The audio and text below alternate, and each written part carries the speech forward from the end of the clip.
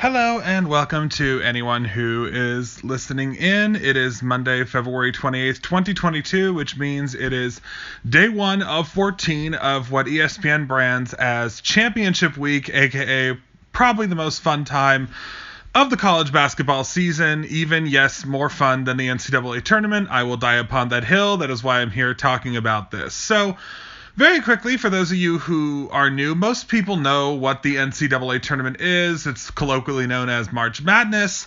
It's where the men and women's tournaments in college determine their champion, their national champion. It's the tournament that determines who wins it all. And there are over 340 teams in the top division in college basketball, both on the men's and the women's side. And only 68 make it into the NCAA tournament. Now, for those of you who may be more casual fans, this may be your first season of following college basketball, I know that this really enthralled me when I got into it back in the late 2000s. Championship Week is the week where the conferences of the NCAA Division I essentially hold their own tournaments to determine who goes to the big tournament. It's the tournament to get into the tournament, basically. So the top division of college basketball is divided into 32 different conferences. Each of those conferences holds a tournament with only teams from their conference. And the winner of that tournament gets that team's automatic spot in the NCAA basketball championship tournament later in the month of March. So there are 32 spots that go automatically to one of those conference winners. Every conference is guaranteed one participant in the field of 68 teams. Was 64 on the women's side, but that has since changed. It had moved to 68 this year along with the men. It has been that way on the men's side since 2011. So that's why we are here today. Championship Week begins today. There is only one game, so there's not a whole lot to talk about, but the Northeast Conference is beginning their tournament tonight with a 9-8 opening round game that normally does not happen in this league. The Northeast Conference is a 10-team league that plays a double round robin conference schedule, meaning you play every team in the conference once at home and once on the road. And ultimately, you get seeded based on that. Normally, the Northeast Conference tournament is only an 8-team out of 10 invitation. If you're on the bottom 2, you do not get to participate in the championship at all. The governors of that conference approved a one-time expansion to 9 teams. Now, you might be wondering, for those of you out there who are not familiar, wondering why not to 10? Well, Merrimack College finished 4th in the conference this year. However, due to the fact that they are transitioning from Division II to Division I, they are ineligible for any kind of NCAA postseason tournament of any kind. So they're not eligible to compete for the national championship even if they got there. So even if they won the conference tournament, they would not be eligible. So the NEC voted not to allow them to compete in the tournament. Now, that still might sound like legal jargon to some people who are newer to the game. Each NCAA is divided in Division I, Division II, Division III, etc. Division I is the highest division.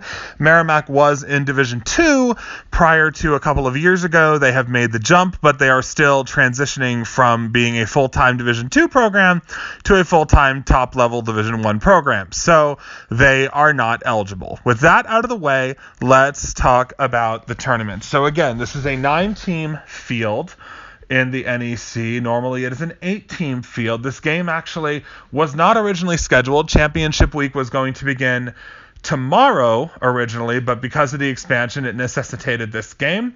So there is a one game on the schedule tonight. So even though it is unlikely that either of these two teams will win the championship of their conference, in fact, no 8 seed has ever won a quarterfinal game in this specific league's conference tournament.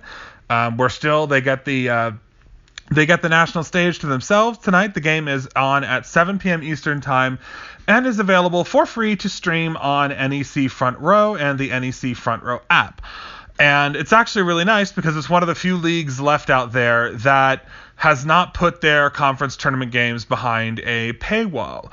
A lot of these smaller leagues used to have their games available free of charge. You could tune and watch them or pay a nominal fee of like $3 to get the game. No longer the case. Almost all of them have put themselves onto Flow Hoops or ESPN Plus. I subscribe to both services for this time of year specifically, and then I re-up when it's this time of year again. But enough about that. This game is available for free on NEC Front Row. You can always tweet NEC BBT, which is the Northeast Conference Tournament. Let them know you're watching. I'll be doing that shortly after I get off here and finish this.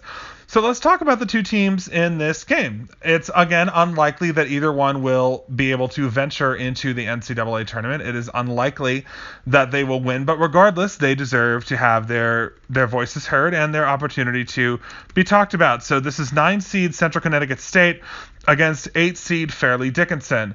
Both teams come in with 5-13 conference records. However, Central Connecticut State, they went 1-3 against St. Francis, Pennsylvania, and Farleigh Dickinson. Those three teams all tied with 5-13 conference records for last place. So St. Francis, Pennsylvania becomes the 7th seed, Farleigh Dickinson becomes the 8th, and Central Connecticut drops all the way into 9th. If you would have asked me a week ago, I would have probably picked Central Connecticut State to win this game pretty handily. However, the Blue Devils have lost 5 consecutive games, and they haven't been particularly close. They've lost all 5 by double digits. In fact, the team they are playing, Farleigh Dickinson, they split the regular season series with them. They defeated them 91-82 in overtime on February the 5th in New Britain, Connecticut. They lost here in Hackensack, New Jersey, where the game is going to be played tonight, 75-55 on January the 30th. So these teams split the season series. Central Connecticut State again comes in with a 5-13 record. They are 7-23. Farleigh Dickinson, on the other hand, they are 4-21 overall, but 5-13 in conference play. And no, that is not a misprint.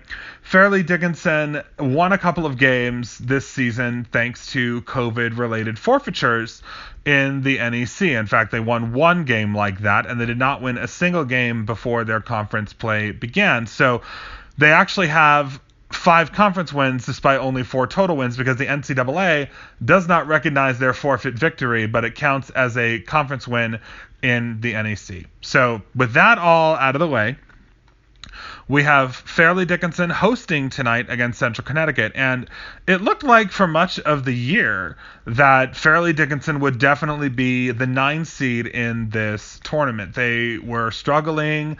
At one point they started 2-0 in the conference with that forfeit win, and then they went down a phase where they lost 10 of 11. They were 3-10.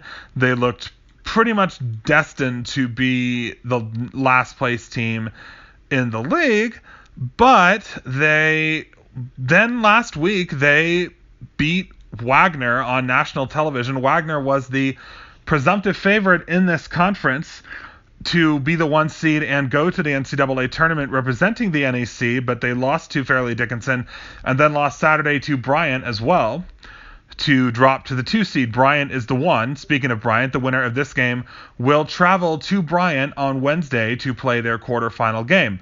No 8 or 9 seed has ever won a quarterfinal game in this tournament, as I mentioned, but the winner of this game will have their chance. The last time these two teams made it to the NCAA tournament, well, it's been a while for one of them, and it's been pretty recent for the other. Central Connecticut has not made the NCAA tournament since 2007. They have never won a game in the NCAA Division I level. They are 0-3 in their 3 appearances. They did appear a few times in Division II, but never won the championship there either. They have, however, appeared 3 times. So the last time was 2007.